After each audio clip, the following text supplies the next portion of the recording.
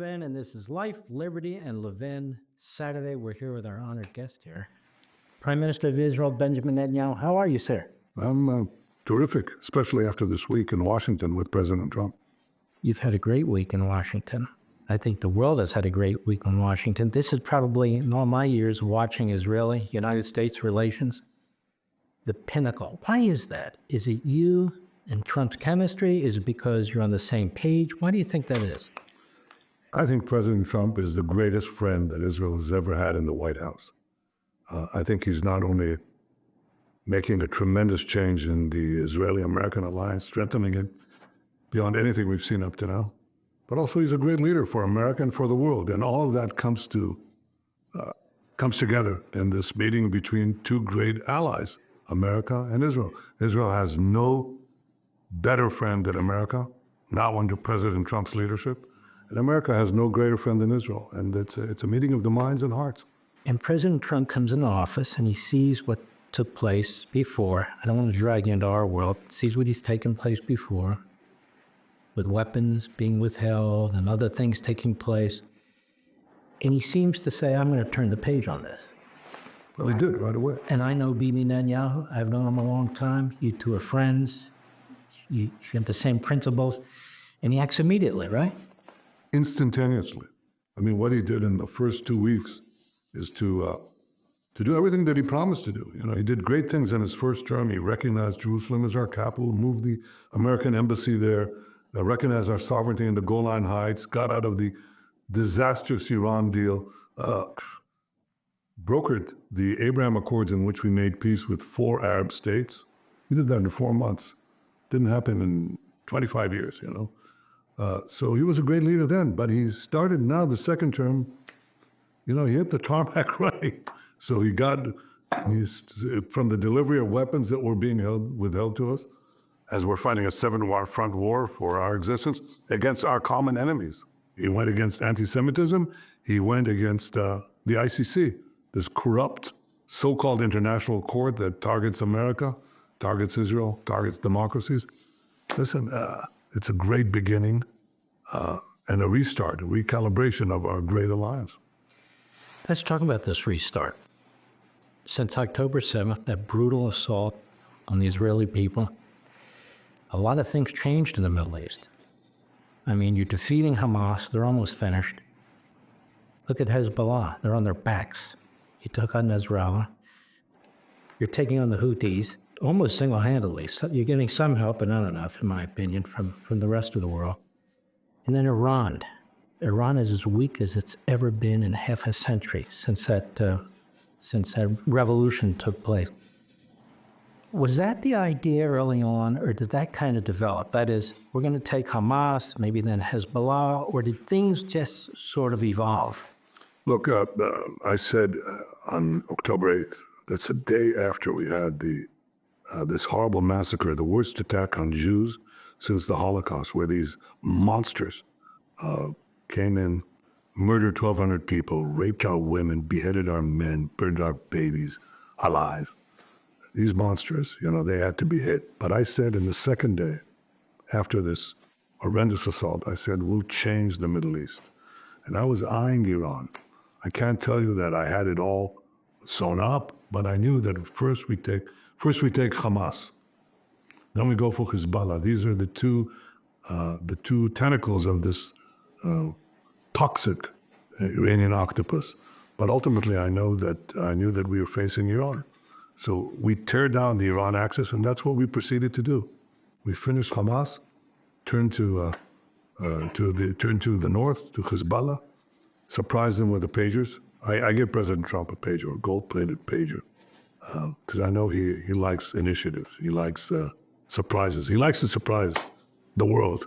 Well, we surprised the world, and we certainly surprised our enemies. I thought he should have that, and I think he appreciated that. But we did the pagers on Hezbollah, then we destroyed the vast missile and rocket arsenal that they built over decades, and then we got Nasrallah. And I decided he has to be knocked out because he was the axis of the Iranian axis. And if we knock him out, we deal a devastating blow to Iran's terror axis, and that's exactly what happened. Syria collapsed right after that. And so most of the Iran axis has been has been decimated. We still have an issue. The President and I discussed it. Iran's quest for nuclear weapons, they cannot be allowed to have nuclear weapons. We both agree on that. And we also have to finish off what remains of Hamas while we try to get all our hostages out. We agree on all that. And that's a point of agreement that makes us both a lot more powerful. When there's no daylight between an American president and an Israeli prime minister, that strengthens our hand. It shortens military conflicts. It allows us to achieve a quick victory and to change the Middle East. That's what we've been doing. But together with President Trump, we can change the course of history. We can get more peace agreements. We can have a broader and lasting peace. That's what President Trump and our partnerships brings to the equation. And yet, as an observer here from the United States watching you during this period of time, you had a lot of people disagreeing with you, even in your own cabinet, your national security cabinet. They would pop off publicly. They'd come to the United States and come around your back, or somebody in the United States would come to them and go around your back, just somebody who's observing. Your press was very anti many of the positions you were taking, and yet you were very steadfast about it. How do you, and I've asked President Trump this too, how do you muscle through a situation? You're taking on your enemies, foreign and domestic, and yet you muscle through. You feel you're right. It turns out you were 100% right. Well, first of all, I have what President Trump called the secret weapon. I have Sarah, my wife, and my two boys. They back me and they give me sons. But it's not merely my immediate family. It's also my family. My father's heritage is a great Jewish historian. My brother who fell rescuing hostages in Entebbe Airport in 1976.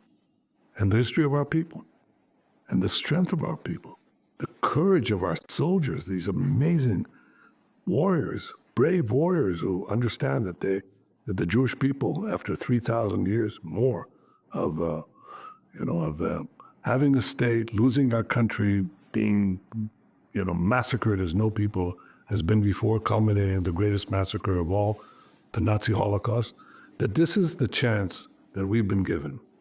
And we're not going to blow this chance. And we're not going to end Jewish history because of these ayatollahs, these mad ayatollahs and their various proxies. We have to fight and we have to win, and that's exactly what they're doing. I mean, they're so brave. I'm so proud of them. I'm proud of our people. I'm proud of our soldiers. And I think that in America, most of the American people, they understand that.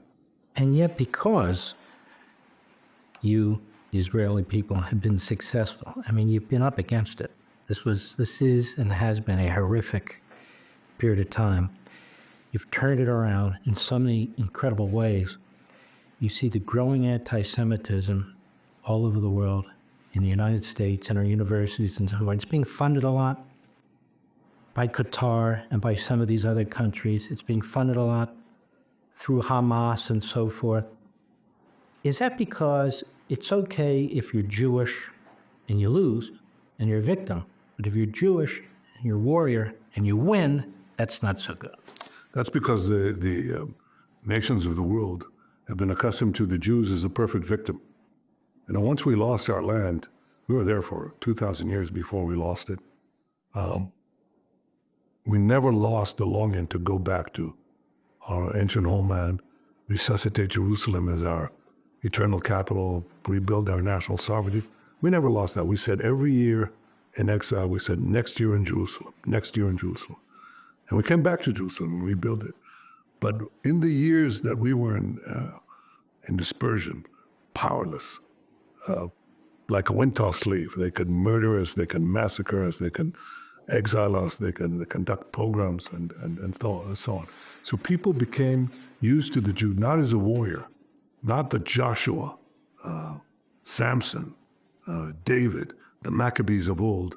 We were now from a nation that produced unbelievable heroes that you read about in Jewish history and in the Bible. We became a nation of victims. And we were the perfect victim. And if you're the perfect victim, you can only be pitied. Everybody will pity you, and nobody will criticize you. When Israel came back, when the Jewish people arose and restored our sovereignty and rebuilt our state, rebuilt our army that has defied all expectations and defeated enemies 100 times our size, you know, there's a historical adjustment you have to make to the picture of the Jew. From the perfect victim to the victorious warrior, that's a tough one for the world to accept so easily. So yes, it is a problem, but I'll tell you, it's not my problem. I don't seek wars, I seek to end wars. But if a war is foisted on me, like this, these monsters foisted on us, we'll defeat them and we'll achieve total victory over them. No question about that. Again, as an observer in the United States, a hostage issue, I notice there's a movement in your country. I personally would call it this far left movement in the country. Much of it's organized by your opposition. Much of it's funded by billionaires in our country and other countries. Sort of this dark money that comes in. You're blamed for the hostages. If something is stopped, negotiations are a problem, it's not Hamas that's taking it, it's you who's taking it, including in our newspapers, and many of yours too, which I looked at, the English versions. What is that like? In other words, there you are, you're the commander-in-chief, you know what's going on more than the rest of us, you're fighting like hell to get these hostages out, but you can't just give the enemy everything they want, and then it's you. You're the one staying in the way of the release of the hostages. What's that like? Well, it's false. It's the ones who are keeping them in those dungeons, these Hamas terrorists. It's not me. And you know, at the beginning of the war, people said, including the most senior defense officials, they said, we're not going to get any of these hostages out. We have to assume that that's not going to happen. I said, no. We're going to fight Hamas, and at the same time, we're going to release the hostages. And that's essentially what we've been doing up to now. I never gave up on them. And by the end of next week, we'll probably have about 75% of the living hostages. They're also holding bodies as hostages. I mean, these are monsters. But we're going to get 75% of the living hostages out, and I intend to get all of them out. So there's a lot of lies. I mean, how do you deal with all this fake news? You know, it's like a torrent of fake news. So I just say, the hell with it. Don't deal with it. Just do what you have to do. And we have 3 war aims in Gaza. 1, destroy Hamas's military and governing capabilities. 2, get all the hostages out. 3, make sure that Gaza never poses a threat to Israel again. And I'm committed to achieving all 3. I don't care what they say. I just do what I do. And you know, the people in Israel, the public, they're used to now. They've been exposed to fake news. They get it. So I'm looking, you know, I read your papers, the English version, and I see your polls are shooting through the roof. So it would appear that the Israeli people like what you're doing with President Trump and like what you're doing really to transform the Middle East, no? Yeah, that's true. That's the real poll. Because of so many fake polls like here, you know. I mean, I saw this fake poll in Iowa that you had here, and the President Trump was back, and, you know, I don't know what it was. 16 points. 16 points. That's exactly what you have in the fake polls in Israel that are, you know, either they're incompetent or they're bought, or both. But the real poll that predicted the results of our recent election gives me that advantage continuously, and especially now. And so that's, you know, that's just confirming what I'm telling you. The people get it. They get it that they were lied to by a lot of our media. They said there's no problem. Hamas is not a real problem. And Iran, you know, I had to fight and warn against Iran, and sometimes stood alone, not only against the world and against U.S. administrations, not Trump, I have to say, but other administrations, but sometimes against my own, you know, in my own circle, in my own security circle. You know, don't overrate, you know, don't exaggerate with Iran. And now everybody sees that it's Iran. Now everybody sees it's Hamas. They see it. And they sort of appreciate the fact that I did not waver. And I carry this thing. I carry the ball where we have to carry it. Basically to 2 goals. 1, make sure that Iran doesn't have nuclear weapons. Not only for Israel. You don't want a world where these mad Ayatollahs have nuclear weapons and the means to deliver them, not only against us, against Europe, ultimately against you. You don't want that. And the second thing is destroy Hamas. And there's wide agreement on this, I have to tell you. I'm pleased to see that also in Washington. Not only with the president, that's obvious, and his people, that's obvious too. But I saw it in Capitol Hill, and not just on the Republican side. I was pleased to see that. You know, in this country, there's a lot of people who still wonder what role, if any, Saudi Arabia had in 9/11. Now, there's a lot of talk about Saudi Arabia, peace with Saudi Arabia. And then you read in the papers, well, Saudi Arabia says yes, but they have a caveat. There needs to be a Palestinian state. Since when did the Palestinians become so important to the Saudi Arabian? Well, we got the Abraham Accords because we went around the Palestinians. Because the Palestinians, whether they're Hamas or their competitors, the Palestinian Authority, they both want to see the end of Israel. The only difference is Hamas says, let's use it immediately by terror and military means, and the other guys say, no, let's do it by lawfare, by the ICC. Let's put pressure on Israel to withdraw to these indefensible lines where we're 9 miles wide. President Trump says Israel's too small. He cuts to the chase. Gets right to the point, and he's right. Well, we can't be any smaller. I mean, we're not going to have an organization that is committed to our destruction 9 miles from the sea. All they have to do is cut us in half, and we're dead. So yeah, that's something that may have been debated in Israel, but after October 7th, after the massacre, that's gone. Nobody's going to do that. Nobody's going to say, oh, just give them a Palestinian state. They just had one. It's called Gaza under Hamas. That was an effective Palestinian state. What happened with that? You see, it was used as a springboard in an attempt to destroy us. When we complete the changeover of the Middle East, when we cut the Iranian axis down to even further than we've already cut it, when we make sure that Iran doesn't have nuclear weapons, when we destroy Hamas, that will set the stage for an additional agreement with the Saudis and with others. By the way, I believe also in the Muslim world, because it's peace through strength. When we are very strong and we stand together, objections that are raised now as insurmountable sort of change. And that happened in the first term. If you look at what some of our Arab partners were saying, or the conditions they had for the Abraham Accords, it's never going to happen. Now, it did happen because we had such a strong partnership. And I'll tell you, I don't want to get into all these verbal exchanges. They're not important. If we're strong, if we're victorious, peace will come, more peace will come, and it will sweep the day. I have no doubt about that. Mr. Prime Minister, Donald Trump has come up with this plan for Gaza, which is quite revolutionary. About people having the opportunity to move, about cleaning up the territory, about encouraging, or more than encouraging, Egypt and Jordan to take Gazans and so forth. What do you make of all of it? I think that President Trump's proposal is the first fresh idea in years, and it has the potential to change everything in Gaza. Otherwise, we can keep coming back to the same thing over and over. Same old, same old, same old. We leave, but Gaza becomes again reoccupied by these terrorists who use it as a base to attack Israel. And he comes forward and he says, let's have a new idea. By the way, I've seen him do this time and again. He cuts to the chase. He asks you these things or says things that people find it jarring initially. And then I said they scratch their heads. They say, you know what? He's got a point here. And sometimes, and I hope this time too, they say, he's right, because it happened many times. So it's happened this time too. And what is Gaza? Gaza is basically a small area right next to, it's 25 miles from Tel Aviv, which Hamas has used as a springboard for continuous attacks, terrorist attacks against Israel.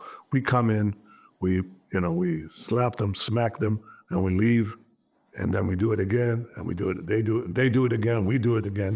It doesn't go anywhere. Now, we did something else. We're going to finish Hamas off. And what happens then? Do you leave the people there with all that devastation? Do you say, well, they have to stay in, confined? Because nobody lets them leave. Everybody describes Gaza as the biggest open-air prison in the world. You know why? Because they're not allowed to leave. And therefore, they're just getting more and more densely populated, more miserable, overtaken time and time again by these terrorists. And in comes President Trump and he says, hey, open the gate. Let them leave. And I'll find a place of destination for temporary relocation. How are you going to clean up this site, devastation site? Devastation caused by the fact that Hamas was fighting from densely populated areas and forced us to take action. They're also devastated by their booby traps that they put there in every house. They detonated. A lot of this is self-inflicted. So, get the population out, allow them to leave, not forcible eviction, not ethnic cleansing, getting people out of what all these countries and all these do-gooders say is an open-air prison. Why are you keeping them in prison? All that President Trump is saying, I want to open the gate and give them an option to relocate temporarily while we rebuild the place physically and while we also rebuild it in terms of de-radicalization. You want to come back? You have to disavow terrorism, but you can't come back. Get get the Arab countries, the Gulf countries, and others to finance the reconstruction. They always say that they care about Gaza. Okay, here's a chance to prove it. I think this is a novel approach and the correct approach. It's got details that have to be sorted out, but two things that President Trump has been blamed for are totally false. He never said he wants American troops to do the job. Guess what? We'll do the job, Hamas attacked us, we'll take care of them. We'll finish them all. And the second thing, he didn't say that American taxpayers' money is going to do the job. He said he'd get independent financing for it, and I'm sure he will. So I think this is a very, very good new approach. And rather than discounting it or, guffawing about it or deriding it, I think we should pursue it because I think it's the right approach. Of course, you have to get the destination. You have to get the destination so they can relocate somewhere. I think that's the real issue that is involved here. But I'll tell you, once you give them the option, they'll leave. You know how I know that? Because I got requests from Gaza before the war for people who wanted to leave, but they were locked because their neighbors, Egypt, wouldn't open the door. That's the truth. And you know something? Some of them would bribe the gatekeepers, not ours, but the gatekeepers in Egypt, they would buy them. So the very rich got out. But those who wanted to leave couldn't leave. Give them an option. Give them an option. And I think that's just the right thing to do. Let me ask you this. Do you find in dealing with Steve Witkoff, in dealing with other individuals in the Trump administration, that you're having sort of an easier, better conversations with them, that you're coming from sort of the same place when you talk with these folks? Well, let me say that I think he's built a great team around him, really a great team. The reports that I read that Steve Witkoff came and muscled me to this deal are completely false. We had a real, not only friendly, but eye-to-eye conversation. And what happened was that I had accepted this second phase, this deal months ago. Hamas refused the deal. They said all sorts of conditions. Oh, we'll only release 12 hostages. I said, no, at least double that. We're getting more than double, 25 live hostages. They said you have to leave the Philadelphia corridor. That's the place that adjoins the Egyptian border, and that's the way where they have these smuggling tunnels. I said, no, that's not going to happen. They said, phase one, you leave Philadelphia corridor, you get out of I said, that's not going to happen. And that's why we didn't have a deal, because they insisted, Hamas, on terms that no sane Israeli government could accept. But when Trump came in, the pressure that he put was on Hamas to accept it. I didn't have to move a nanometer from my original position. It's Hamas that caved in. But, the press described it in incorrect ways. No, Steve was fine. We worked very well together, and I'm sure we'll continue to work very well together. You remind me of something. You talk about the Philadelphia corner and so forth and so on. Yeah. These are places where you were advised not to go. Oh, yeah. You were told there's going to be too many citizens killed and we're going to withhold certain weapons from you. You're not to do this, you're not to do that. And you said, look, I got to do what I got to do. I got to defeat these people. Tell us about that. Look, first of all, I appreciate the support we got at the beginning, the initial phases of the war. When President Biden came to Israel, that was important. He also gave us weapons initially, and I appreciate that as well. And we had their help in air defenses later in the war against Iran. I appreciate that. But tell you what happened. You know, after the initial support, as the Hamas propaganda was spreading through the American campuses, the American media, and so on, and they were accusing Israel of false charges. We were starving the people. We were committing war crimes. You know, this charade, this absurd of these charges. People took them seriously. So pressure began to be built on the U.S. administration, as on European governments, to change their position from initial support to try to block Israel's advance to finish the war, to beat Hamas. And at a certain point, we had destroyed about 80% of their fighting battalions. There's still 20% left in a place called Rafah, and that's in the south. And basically, the U.S. said to me, don't go in there. And I said, well, that's like telling them the Allied armies in World War II, they conquered 80% of Germany. Don't go with the other 20%. Leave 20% of the German army intact and don't go into Berlin. Would you accept that? No. No? Well, I didn't either. They said to me, if you do that, if you go in, we'll stop the weapons. You know, and I said, but I have to go in. And we had some tough conversations. And I said in my cabinet, there was a division of opinion. Some people said, you know, we're dependent on American arms. I guess we can't go in. Let's stop the war now. That means leaving Hamas in place, leaving Hezbollah in place, and all their leaders are alive. The Iran axis has a tremendous victory. And I said, we can't do that. I said, if we accept, you know, the weapons will take care of themselves. I actually said to one of the senior American officials, it's fine, don't give us the weapons. We'll fight with our fingernails.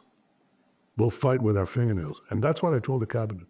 The weapons will take care of themselves. We'll fight with what we have. But if we become a vassal state, we will not survive. The strong survive. Those who are willing to fight for their survival and their freedom. If you become a vassal state, you won't survive. So we went in. And now they said to us, if we go in, you know, because we cleared the civilian population of Gaza as we went along and conquered Gaza, they concentrated in a place called Rafah. There were 1.4 million people in Rafah. And we were told, they have no place to go. I said, yeah, they have a place to go. I mean, 2 miles from there, on the beach, is a humanitarian zone. They'll all go there. Well, guess what happened? When we started the operation in Rafah, it took us 6 days. 6 days, all of them went out, you know. All of them, 1.4 million people just walked 2 miles to a safe zone on the beach. We killed about 2,700 terrorists, almost 3,000 terrorists, and practically no civilians because they all left, exactly as we asked them to do. And Hamas was no longer able to prevent them at gunpoint from leaving the battle zones. So we cleared them out. We prevented civilian casualties.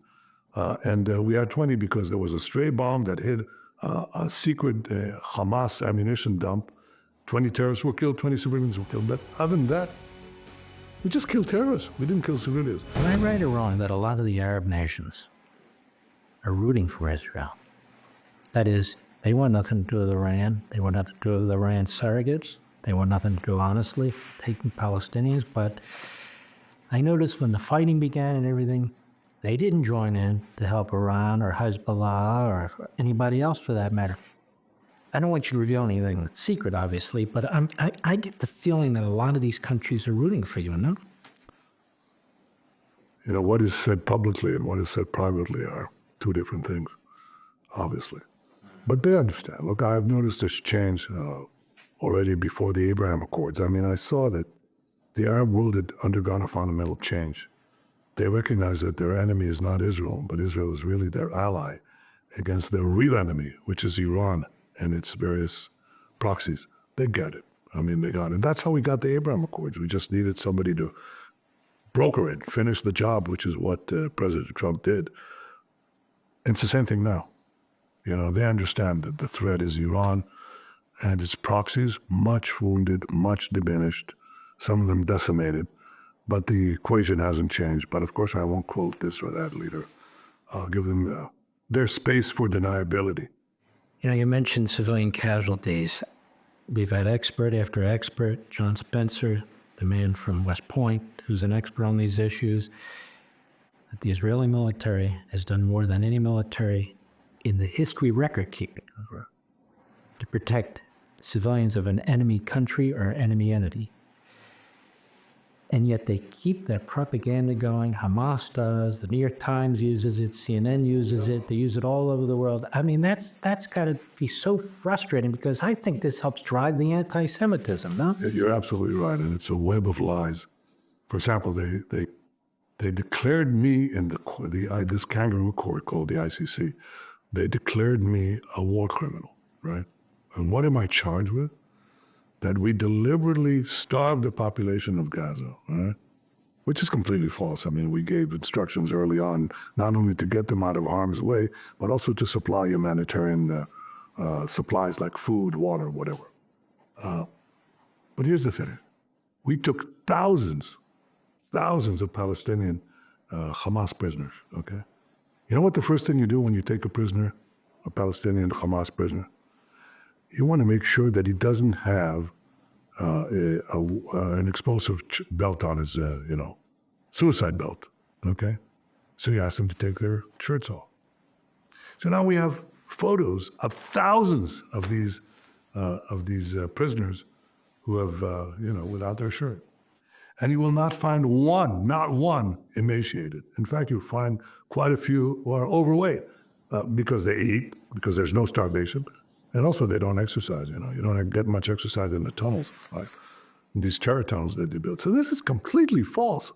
It's outrageous. I mean, these charges in the press are outrageous, and when they come from the International Criminal Court, it's outrageous. Not only because they compare Israel, a democratic country which has the highest standards of fighting a just war with just means, and they compare us to this monstrous terrorist organization of Hamas. It's not only because of that. It's outrageous because the charges are false. So you've got this assault coming in from lawfare on the one side, international lawfare, on the other side, international media, American media. It's outrageous. I just met with a group of leading American journalists, and I said, it's your job to get to the facts. You can't buy this nonsense. I think the bulk of the American people, from repeated surveys that I've seen, they get it. They get it. About 80% of them say they side with Israel. It's still unbelievable that 20% side with Hamas. But that's the problem of your colleges, your elite universities. I mean, they're unrecognizable. I went to one of them. I went to a good American high school. We both went to the same high school. Cheltenham High School. That was a very good high school in those days. I don't know what happened since. I think we had a third alumni. It's Reggie Jackson. Reggie Jackson. So produced Reggie Jackson. I don't know about the two of us. But these were fine schools. And then I went to MIT, attended some courses in Harvard. What happened? I mean, they've been poisoned with this anti-Semitism, with this anti-Americanism, with this deranged woke culture. What is this? Get back. America, get back to where you represent the hope, the hopes and the prayers of most of humanity. Most of the people on earth understand that America is a force for good. We in Israel certainly understand that. And I think most Americans understand that about America, and they understand that America has no greater ally than Israel. Israel is America's greatest ally. America is clearly the greatest ally we have, but Israel is the greatest ally of America. We give America invaluable intelligence, and I'll tell you something. Not only that, I mean, we have some unbelievably fine technologists. And what we learn in the battlefield, weapons that we develop, we share with our American brothers. Here you have an ally that's willing to fight, We're fighting our fight, but in doing so, we're defeating your enemies. Our victory is your victory. And and we carry the load, with our brave soldiers, our brave commanders, our people that stand strong. And I'll tell you, you go around the Middle East, You know who are the greatest support? I mean, the one country that is solidly pro-American is Israel. You know what the next country is? There isn't one. There is. Which? It's called Iran. Ah, The people of Iran are yearning for the day where that regime is finished. And when they can, when they can express their support not only for America, but for Israel. You know, I do these videos every few months. I do a video for the people of Iran. I speak to them, broadcast it to Iran. You know how many views we get? Millions. wow. Millions. And some of them respond. I couldn't believe this. They respond with their names, and they're so frustrated. You know, they just throw caution to the winds because they hate this regime. They want to see a different world. And by cutting the Iran axis down to size, by preventing Iran from getting nuclear weapons, we're giving a new hope of freedom, not only to us and to our Arab neighbors, but also to the people of Iran. And that's the whole thing changes when Israel and America see eye to eye, when there's no daylight between us. Endless possibilities. Mr. Prime Minister, you fought in the Special Forces. Your brother died. In fact, it's a famous movie in America about Entebbe freeing hostages. You're the longest-serving Prime Minister, Commander-in-Chief. I mean, you've done fantastic things for your country. You know, there's an element in your country that keeps investigating you, prosecuting you, literally wants to put you in prison. Then I read the other day, they're now going after Mrs. Netanyahu, investigating her. We in the United States, we look at this, we say, this is like Trump. I mean, they went after him, they try to put him in prison, except in your case, you're the sitting prime minister. You know, here under our Constitution, once you're president, that's it. Apparently, once you're prime minister, they increase the attacks. Yeah, but they're not going to succeed. We'll defeat it. And I'll tell you something. It's the same thing. You know, they can't win elections. We keep winning elections all the time. Despite horrible press, despite the witch hunts, we keep winning the elections. So they figure out that there's only one way to do it. They'll stick you with these false charges. But my trial, which is going on now for years, it's falling apart. I mean, I asked, one thing I wanted. I just wanted one thing, really. Let's have live television coverage of the trial. You know, the minute the trial started, they stopped covering it because it's just falling to bits. The 3 judges called the prosecution over a year ago, and they said, you got to drop this bribery charge. It's just falling apart. And they didn't even hear all their witnesses, whatever. So it's falling apart. It's in shambles. It's become a kind of a joke. But it does consume my time. But I'm not deterred. We're going to win this thing. And this thing is weak. It's people see through all this, all these machinations. They see it the way they saw it here too. But they're doing something now that is probably as low as it gets. They're going after your wife. Yeah, well, I can't. I mean, that is unbelievable, really. Extraordinary. You're right. You want to get to me, so you hurt my loved ones, and I frankly wouldn't be here without Sarah, and without the support of my 2 boys. But it's not going to work either. She's a lioness. She's a lioness of Judah. She's so strong. She's amazing. And she gives me a lot of strength. Well, let me say this, Mr. Prime Minister. We're all rooting for you. We're very excited here in the United States about this relationship between the Trump administration and your administration. Every day, there's something positive in the media about what's taking place, and I'm sure our common enemies are about as concerned and upset as they possibly can be, and that's a good thing. But thank you for everything you're doing, and God bless you, my friend. Thank you. Thank you, Mark. Thanks for watching. Drop a comment below. Don't forget to like, share, and hit subscribe to stay updated with our latest content. Until next time, stay informed and inspired. This is Dejobnik signing off.